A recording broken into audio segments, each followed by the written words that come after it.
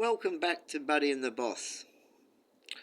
And tonight I have something for everybody out there that's homeless in the Byron area. And for you police, if you're watching, this is for you too. Just so that everyone's on a level playing field with laws and all that sort of stuff. And just letting people get on with their lives as best they can. Okay, so what I've done in the past couple of weeks, amongst other things like building this camper trailer and, looking after the dog and doing hand washing and getting all the food supplies and parts for the bikes and all these things that I do every day. So in between all that, I noticed over the Christmas holidays that the police kept hassling one certain group of homeless people that are somewhat harmless. But anyway, I got this made up, as you can all see. I went to the library and I looked up the actual guidelines, the actual protocol, the actual legislation in which police must act, and the words that I'm about to read to you have to be implemented, otherwise the police are abusing their powers and putting false fines and putting fear into people trying to live that are in hard circumstances. So, without further ado, did you get it? Anyway, I just said the word wrong, so without further ado, this is protocol for homeless people in public places. Now, you police should listen to this. I think you should be watching my channel and learning some laws. So, excuse the glasses, it's just that I've got the light directly in my eyes to do the film because it's pitch black here, and that's all we've got to go with tonight. So these are guidelines for implementation, May 2013, still applicable today. Right, so these are all current. Now, I know I'm going to do a bit of reading, but I'll read as fast as I can and as clear as I can, and get just the points out that people must hear. Now, I'm going to have to take my glasses off while I read, and we'll just continue with the video. Ooh, that's bright. Okay, so here we are. The protocol for homeless people in public places helps workers and police officers engage and support people who are experiencing homelessness. It's all written here. Your rights when experiencing homelessness. You have the same rights as any person to be in a public place, participate in public activities or events, carry and manage your own belongings, ask for help or say no to help. Okay, so you have those options. Right, so second category. When should workers come to talk to you? So a worker / police, that lighting makes me look old. Right, a police officer may approach you if, alright, now get this, you fucking crop Byron fuckwits. Right, if you ask for help, if you look upset or look like you need help, your behaviour makes you unsafe or people around you unsafe. Now, you guys always use that against me, but you don't describe the behaviour and there's never any witnesses, it's always your statement. So that's the thing you're using on me. So we get that. On to you. Right. Also, they can come and talk to you if you might or have damaged property, the environment or places of cultural value, or you are staying in a place that is unhealthy or unsafe for you or people around you. For example, being out in times of very bad weather, or if you are staying in unsafe buildings.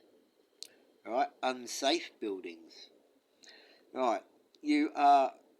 It goes into child stuff too, but we're talking about adults now, so let's just continue on so we can get this video over and done with, and everyone just gets the point. God, that is bright. Okay, so agencies and organisations. Now I'm going to say this is a Fletcher Street Cottage, right? Because it's an organisation or an agency. Have policies and procedures that tell them how they must work. Workers and police officers must be careful and thoughtful about how they use these policies. Okay? So you police listening up, you do not have to speak to a worker, but workers, police officers need to make sure you and other people are safe. Police officers also need to enforce laws and regulations. Now, laws. You can't move homeless people along. We'll get on to that soon enough. You can't threaten to take their shit, and you can't do what you've done to me throughout these videos. Everything has been illegal. Continuing on. What should police officers do? Right, if the worker police officer approaches you in these situations, they must be understanding, respect you and your culture, get you or an interpreter if you need one, blah blah blah. Get a culturally appropriated support worker for you where possible, if you would like one. Help you to feel safe. Now, you cops have made me feel very unsafe. You've violated my rights and every other thing that this thing's saying. Help you to understand any information they give you. Yeah, you give me false trespass notices. Right, so we can get on with that. Right, so how can a police officer help you? He can basically give you information, contact the local services, phone number for a place you can stay and all that sort of stuff. We won't get into feedbacks and complaints. I just want to get to the point. Now, I do have a list or a table content here that I've put together, so I'm going to get all this copied and handed out to all the homeless. So when the police harass them, they can just hand them the highlighted parts and stuff like that. So I've got the application of protocol, legal status of the protocol, implementation of the protocol. I've got responding to homeless people. Read that now. Responding to homeless people in public places. Alright, so let's go to that. Just bear with me for 1 second. Let me just get to one thing also. Okay, look, when police and stuff interact with you, it's got something here on the background, okay? I just read this background. Homeless people are marginalised within the community and are experiencing barriers to participation in social, recreation, cultural and economical life. These are particular issues faced by homeless people who use public spaces to sleep, store their personal belongings and gather together. Okay? So the New South Wales government, right, this is the government, you police work for the government, okay? So let's continue on with this, shall we? Right, so the New South Wales government introduced the protocol for homeless people in public places. The protocol to help ensure that homeless people are treated respectfully and appropriately and are not discriminated against on the basis of their situation. Right, you fucking corrupt Byron police listening up, motherfuckers. Right, the protocol, and you cans cunts, The protocol aims to assist homeless people to receive services if they need or request them. It is an important element of the New South Wales Government's strategy for responding effectively to the homeless. Pardon me. Pardon me. The protocol has been endorsed by a number of New South Wales government organisations who are responsible for public places, come into contact with homeless people and or provide service to them. Many non-government organisations also support the protocol. All local councils have been advised of the protocol and are encouraged to use it to guide their response to the homeless people in public places. Watch out for the move-alongs, council. You should stop doing that. Right.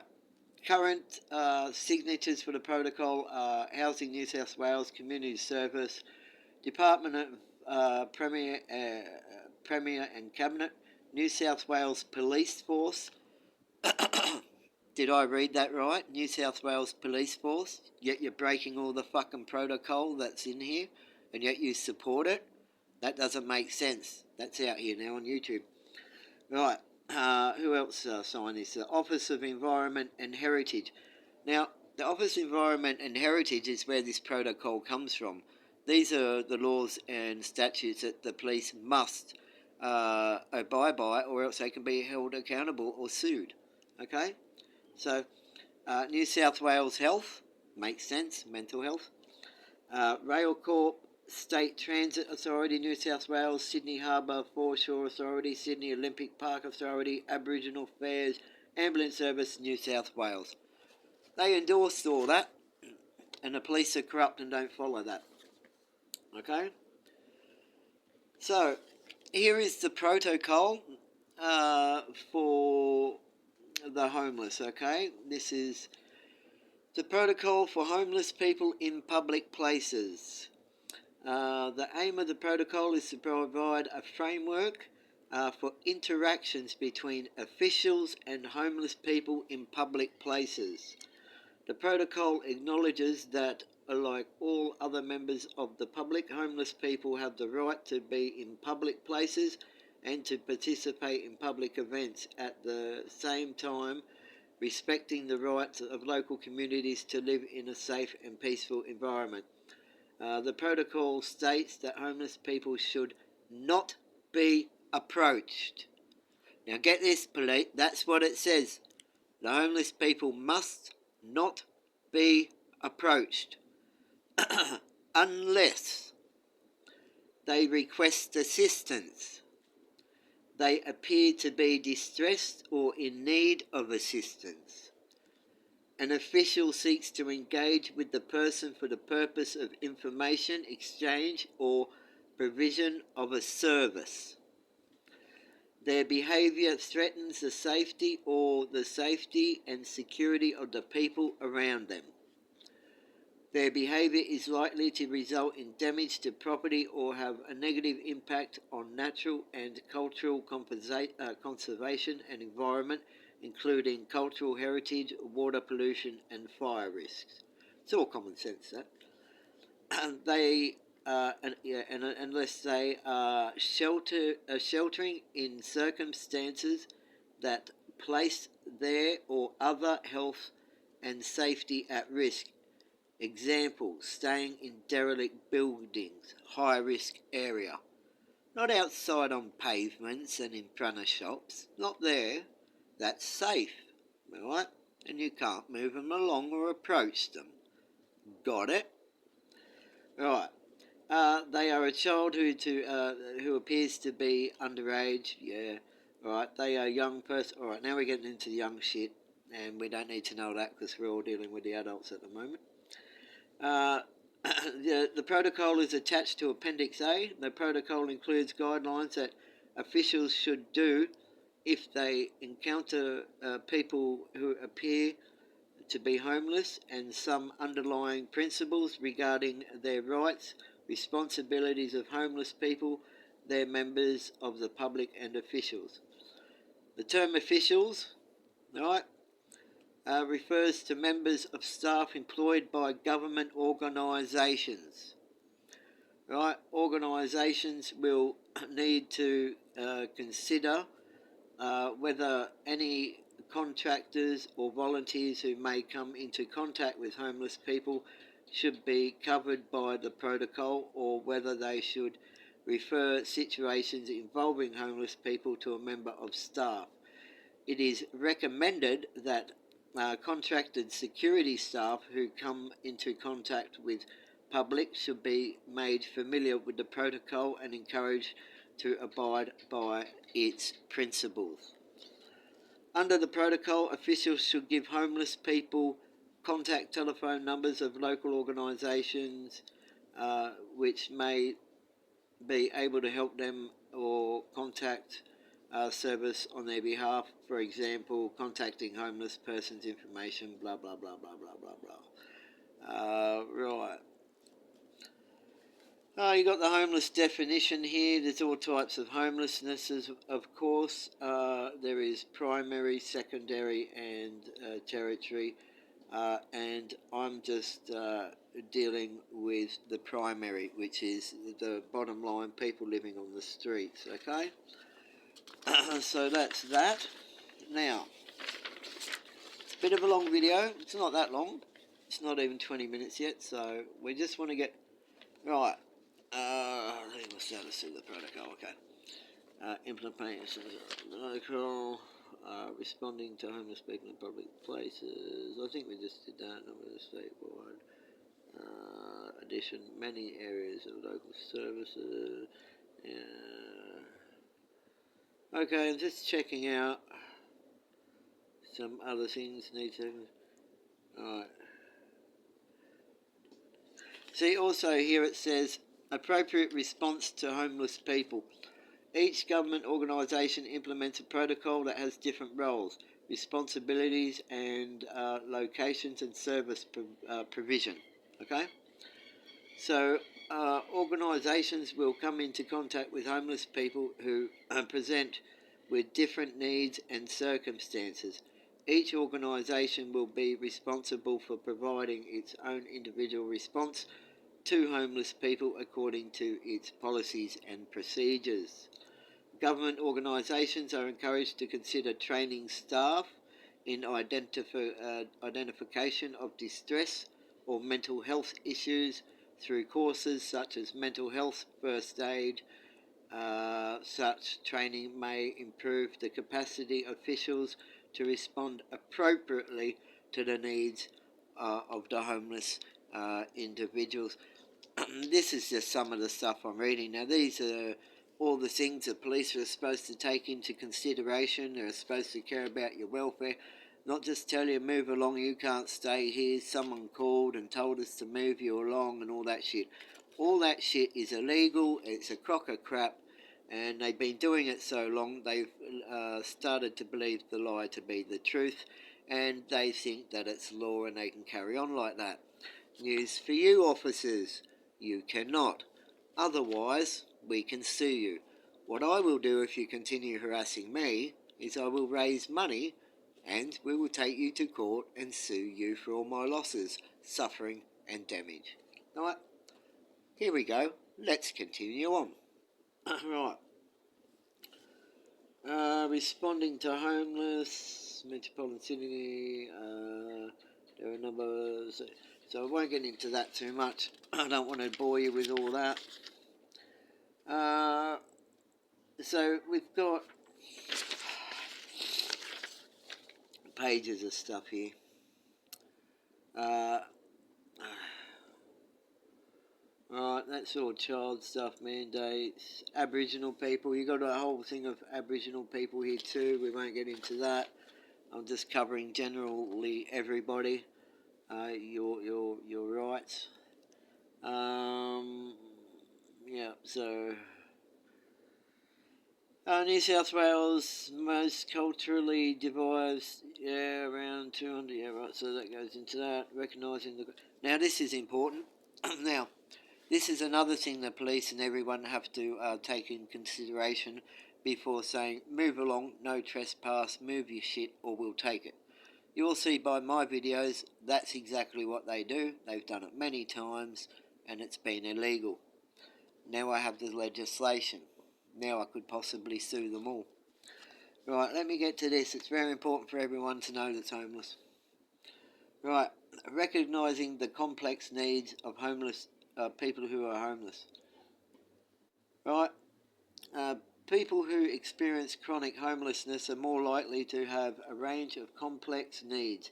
They may have one or more of the following cognitive impairment, traumatic brain injury, serious psychological health problems, history of abuse or trauma, mental illness, mental disorder, psychiatric disability, or addictions.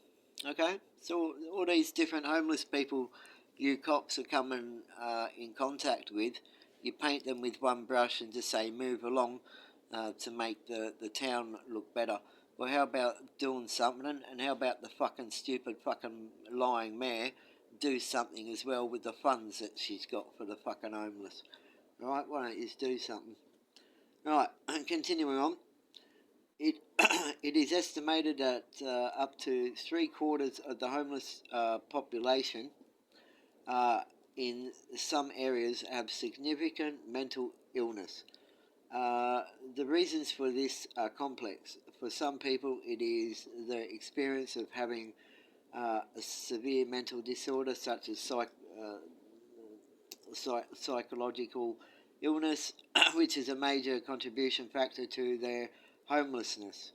For other, drug and alcohol abuse, social isolation, and mental disorders can be consequences as well as caused for the homeless. Right? Experiencing past or current trauma is an important factor that contributes to homeless people experiencing